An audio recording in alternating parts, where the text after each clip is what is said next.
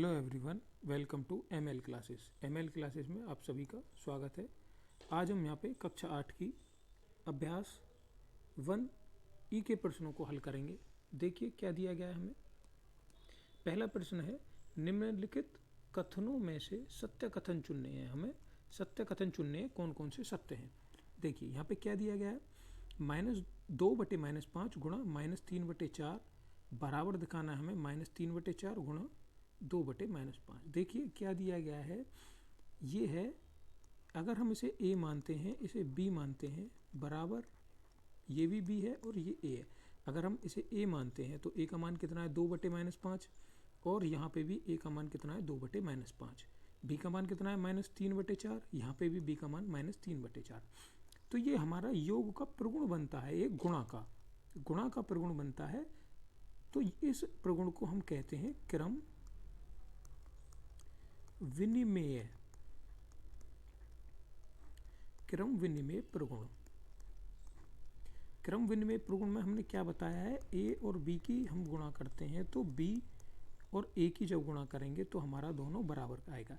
या तो a की गुणा b में कर दो या b की गुणा a में कर दो, मतलब 5 की गुणा 3 में कर दो या 3 की 5 में कर दो, हमारा आंसर सेम ही आएगा।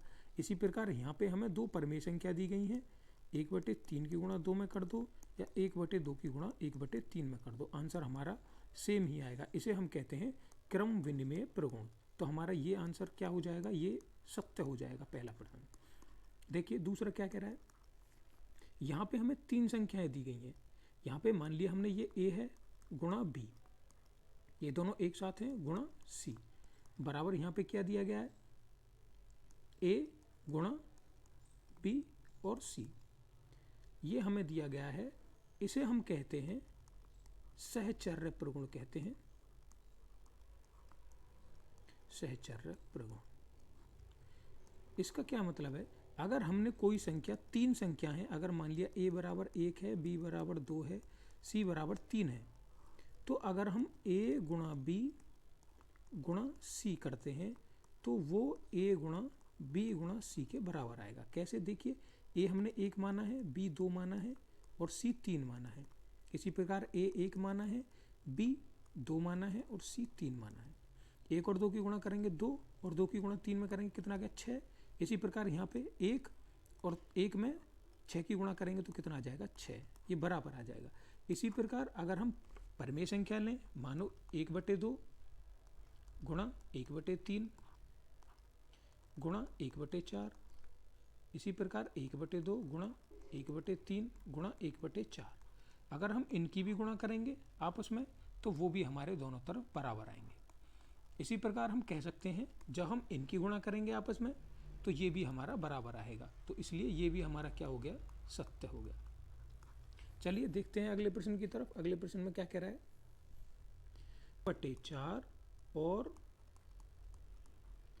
-5/7 का गुणनफल, गुणनफल मतलब गुणा।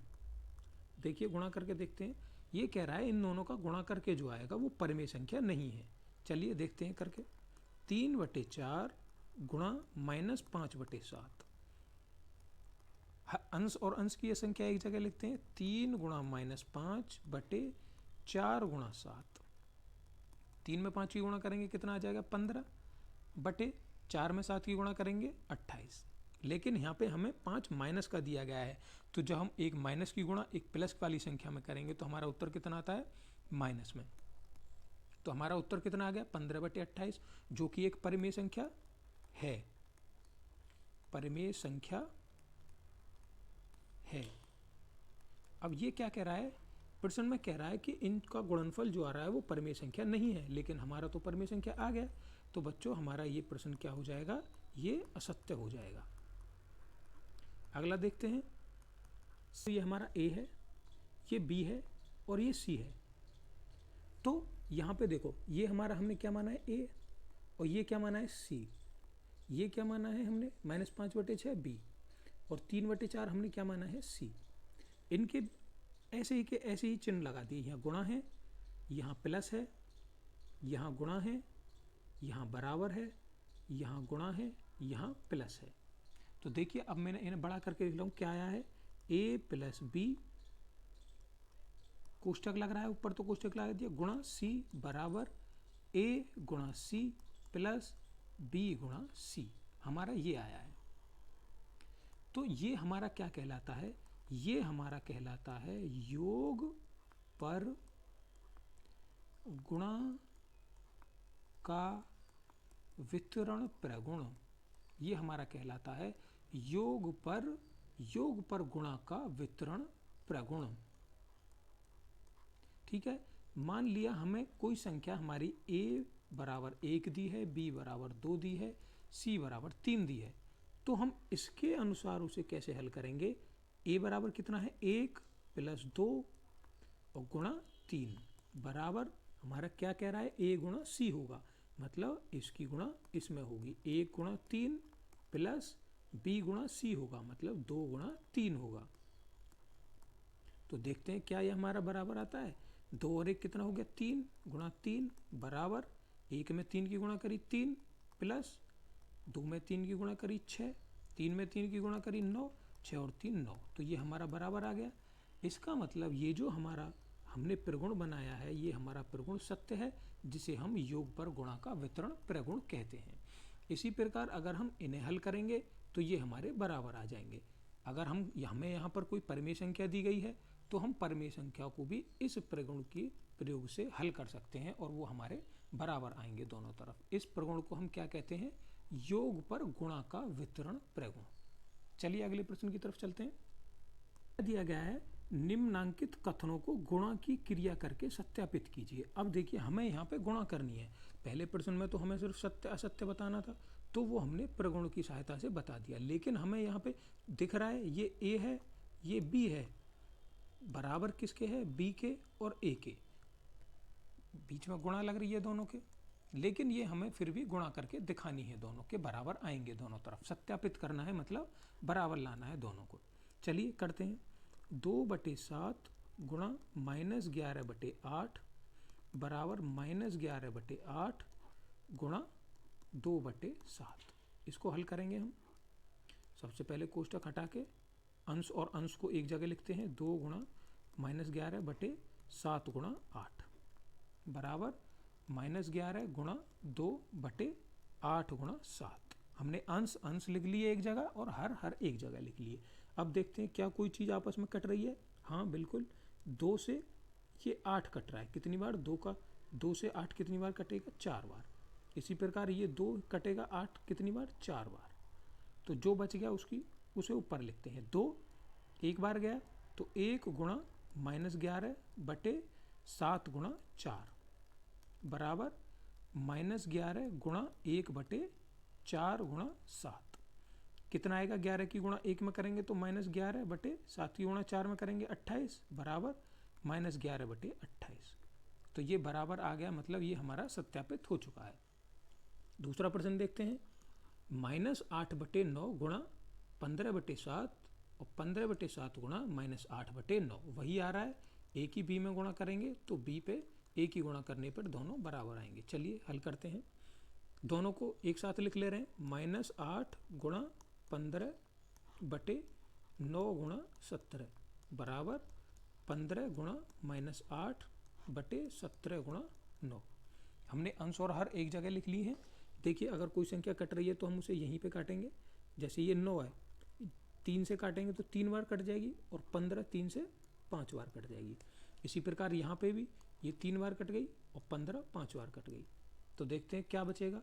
ऊपर -8 गुणा 5/3 गुणा 17। यहाँ पे क्या बचा 5 गुणा -8/17 गुणा 3 गुणा करके लिखते हैं।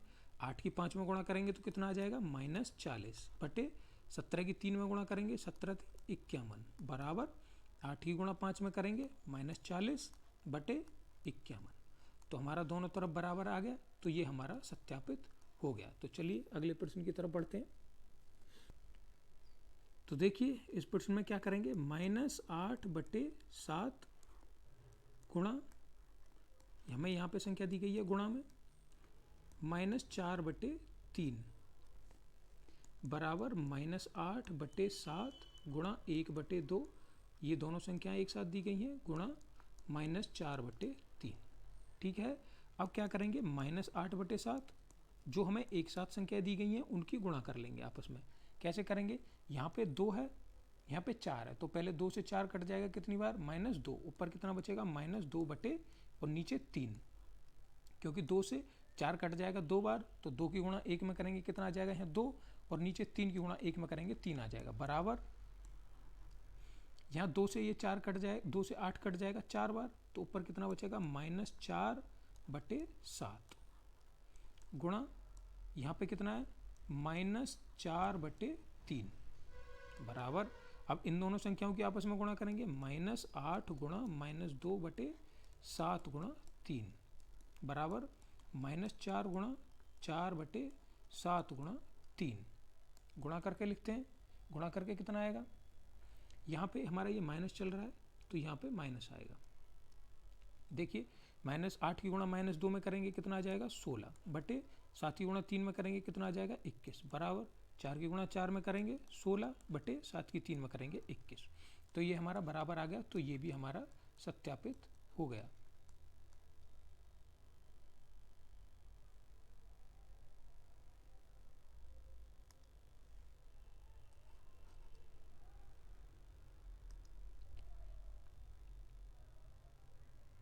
सत्यापित हो गया। ठीक है, अगले प्रश्न की तरफ बढ़ते हैं। अगला प्रश्न क्या दिया गया है,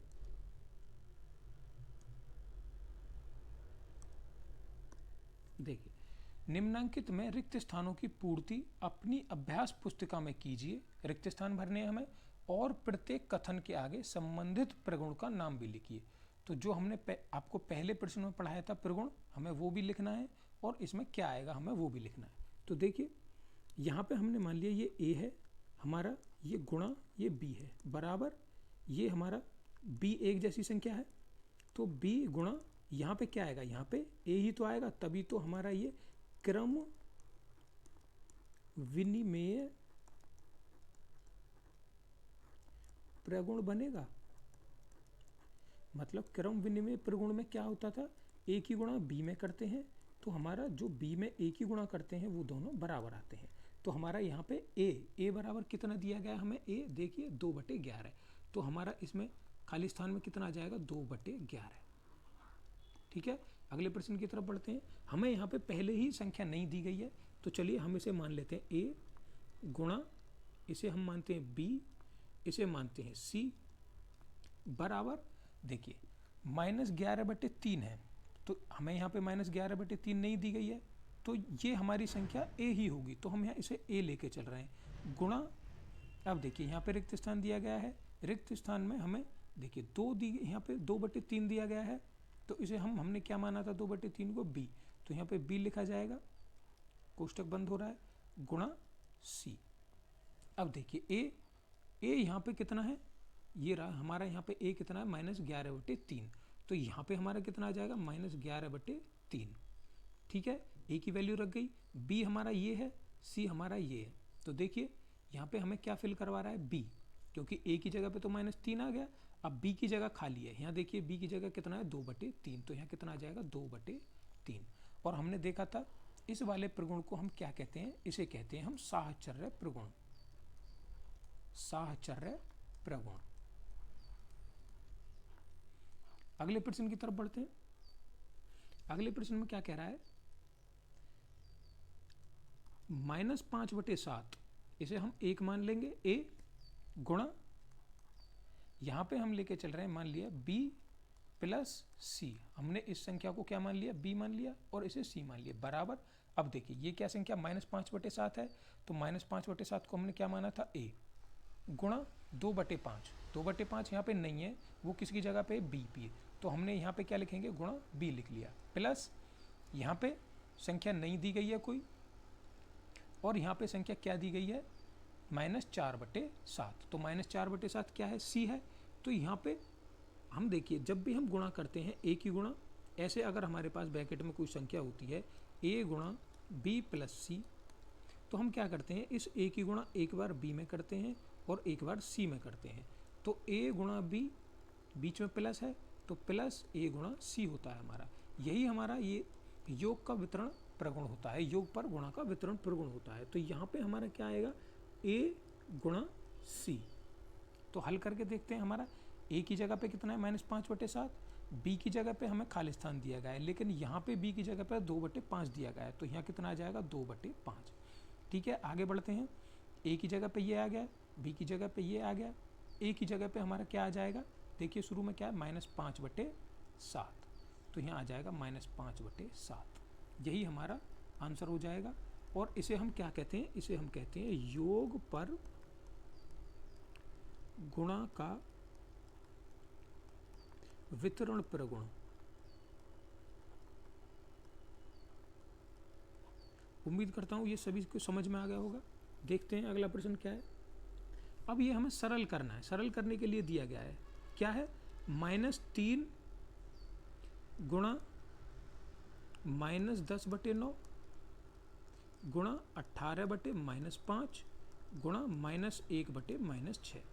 इसके नीचे एक मान लेते हैं, अंश और हर अलग कर देते हैं। देखिए ऊपर क्या आ जाएगा, -3 गुणा -10 गुणा 18 गुणा -1, और हर में क्या आ जाएगा 1 गुणा 9 गुणा -5 गुणा -6। अब देखते हैं क्या चिन्ह से कोई चिन्ह कट रहा है। देखिए नीचे 2 माइनस दे रखे हैं हमें, तो 1 माइनस 2 माइनस, इन 2 माइनस से हम कोई भी 2 माइनस काट सकते हैं। ठीक है, अब देखिए हमें क्या कोई संख्या कट जाएगी आपस में, हाँ बिल्कुल कट जाएगी।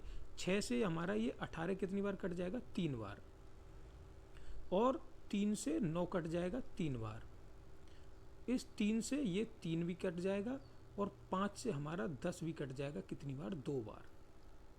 तो अब देखिए ऊपर क्या बचा, ये तो पूरा कट गया -3।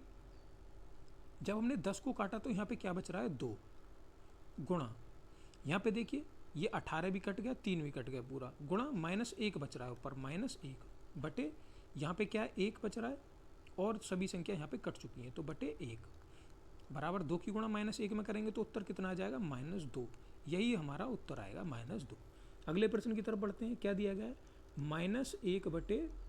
-1/-9, सभी को एक साथ लिख लेते हैं, गुणा 3 गुणा -4 गुणा 6, नीचे वाली संख्या एक साथ लिखेंगे, -9 आ गया, गुणा 20 गुणा 4 के नीचे 1 मान लेंगे, तो यहाँ क्या आएगा 1 गुणा -5,